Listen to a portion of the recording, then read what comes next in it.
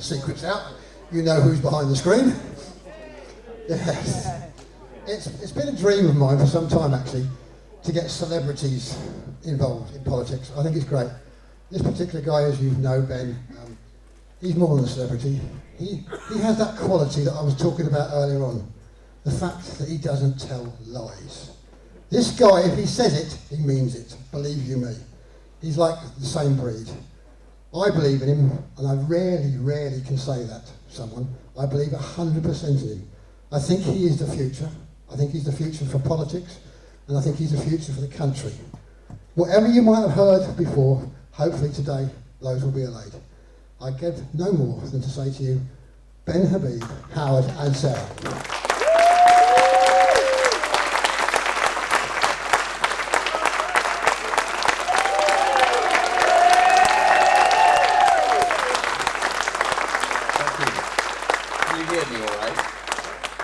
Can I start just by saying how grateful I am to be invited here, and how grateful I am that you've given up your Saturday afternoon, that Malcolm has hosted us, hosted this far-right group of thugs who've turned up on a Saturday afternoon to cause trouble on the Isle of Wight. But I'm going to, since this visit here, and the other two visits, in fact, that I've made recently, have all been sort of tainted or tempted to be tainted by this label of far right, I want to read to you a couple of things, if I may. The first is the definition of society. And I mean, I know it in my head, but I'm going to read it because it validates it. It's not me making it up. The definition of a society is a group of individuals involved in persistent social interaction, or a large social group sharing the same spatial, social territory, typically subject to the same political authority and a dominant cultural expectation. And I want you to just hold on to that last phrase, a dominant cultural expectation.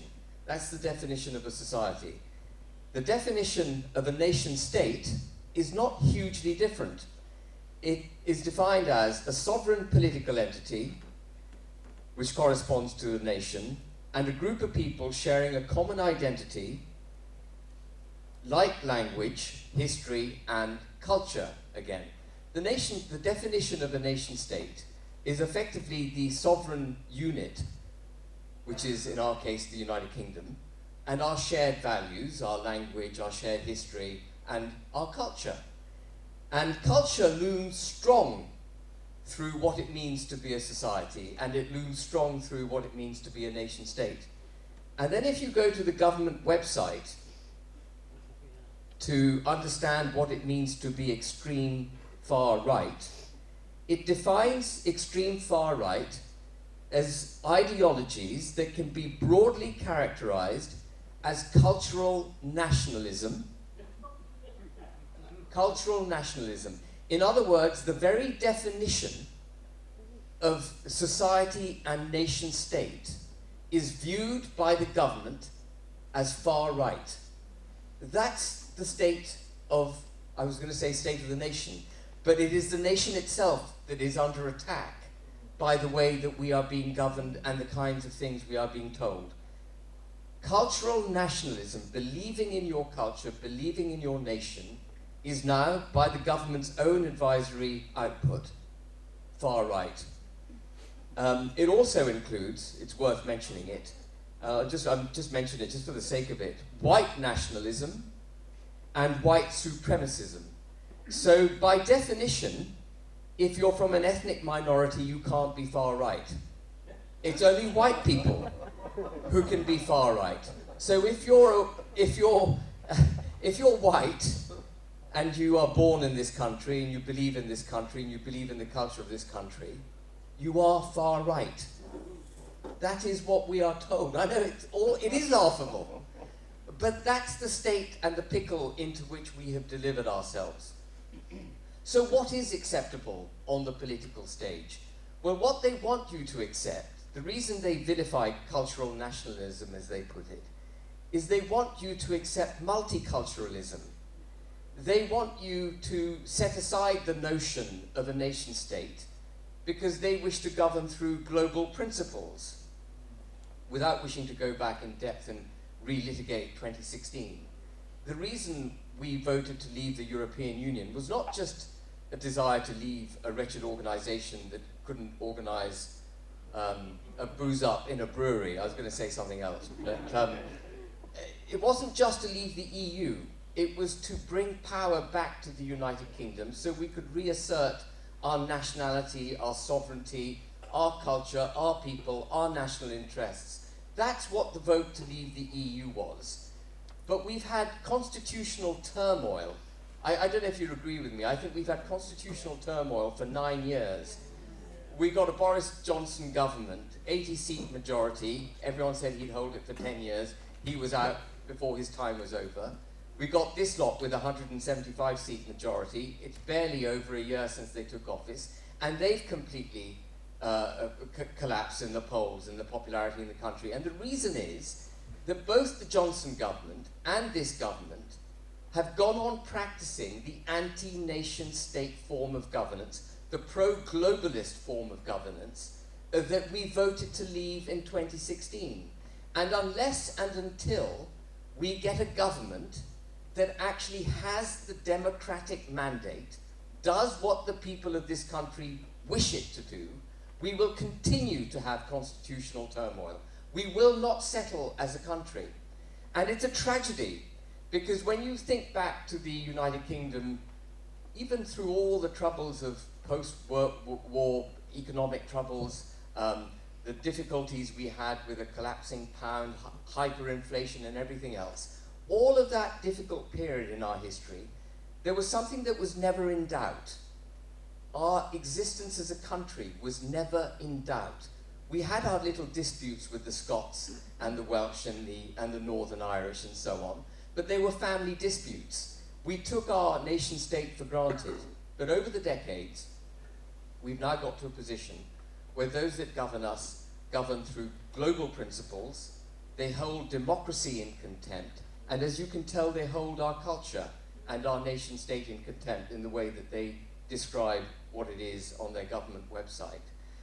And so it's a lie when people say that someone's on the left wing or the right wing. They are inappropriate terms to be using.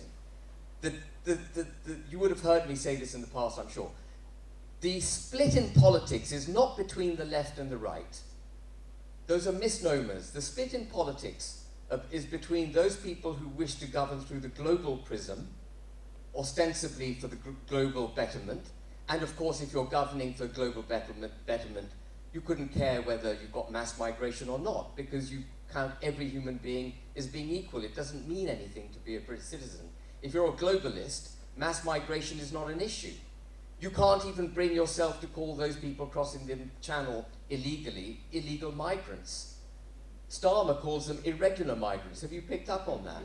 He can't even call them what they are. What is the hope of this Prime Minister addressing the problem if he can't actually define the problem in the first place? They're not irregular, they're blooming illegal. And you won't get to the right solutions unless you can call the problem out for what it is. But you've got, on the so-called left, actually what you've got is what I would call uber-liberal, anti-democratic globalists. And then on what the so-called right is what you've got is people who believe in the nation state of Great Britain and Northern Ireland, believe in our Christian cultural roots as well as our Christian constitution, believe in freedom of action, believe in freedom of speech, stand against the indoctrination of their children, believe in democracy, believe in our elected officials being the ones that we should be holding to account for decisions, not supranational institutions, not having to take the knee to international law or to domestic bureaucracies who've been created actually to circumvent democracy. We want our elected officials to make our decisions so we know who bloomin' made them and we know who to vote out. That's what democracy is. And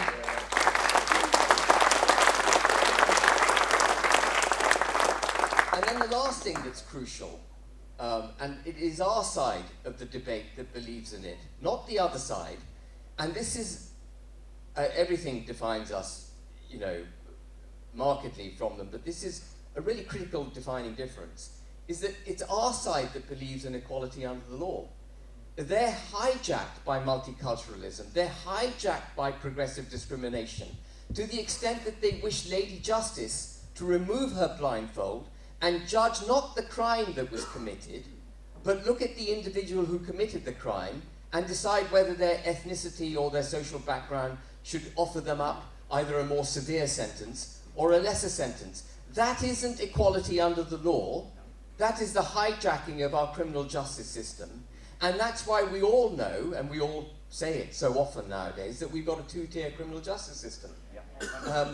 We have a country at the moment which has a border between Great Britain and Northern Ireland. The United Kingdom of Great Britain and Northern Ireland doesn't actually exist.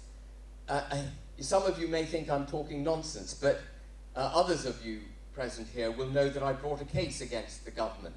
Are you aware of that? I brought a case against the government over the withdrawal agreement, the deal that Boris Johnson did ostensibly to get us out of the EU.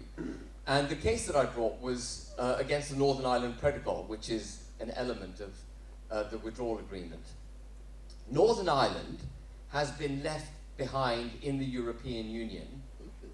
They say because if we hadn't left it behind, there would have been a border on the island of Ireland, and the IRA just wouldn't be able to help themselves but be violent. And Boris Johnson gave in to that threat of violence, and he put a border down the Irish Sea, leaving Northern Ireland behind for trade, VAT, excise duty, state aid law, and even European Union human rights law applies in Northern Ireland. And I brought a case against the government, making the perfectly legitimate argument that the acts of union that created this country, a brilliant act, by the way, 1800, there are 8 clauses, 8 articles in the Acts of Union. You can read the whole thing in about 10 minutes flat. I highly recommend you read it. Our forefathers were brilliant. They crafted the creation of our country in 8 articles of an Act of Parliament, the Acts of Union. And I brought a case against the government saying that Article 6, which requires that every part of the United Kingdom should be on an equal footing with every other part of the United Kingdom, and no sovereign should have the right to sign an international, it actually says this, no sovereign should have a right to sign an international treaty which breaks that arrangement. And yet we did it in 2019. Boris Johnson did it, promising to get Brexit done, but leaving part of the country behind. And you might think this is a kind of esoteric, why is he banging on about Northern Ireland? The reason I'm banging on about Northern Ireland is we will not be able to govern ourselves as a sovereign nation when we've got the grappling hook of the European Union, which is a supranational institution, into the body of our country via Northern Ireland. We haven't, people say, we've Brexited, get over it. We have not Brexited. We have not left the European Union. We are still under its knee. And any politician, and I'm not going to name names, but any politicians, one of which in particular with whom you will be very familiar, says that Brexit's done, is lying. It's not done. We voted to leave the EU. And it's a very, very important point, because unless and until we leave the EU, we won't be able to protect our culture. We won't be able to protect our nation state. We won't be able to be democratic because we are not a democratic unit. Part of our country is subject to foreign laws made by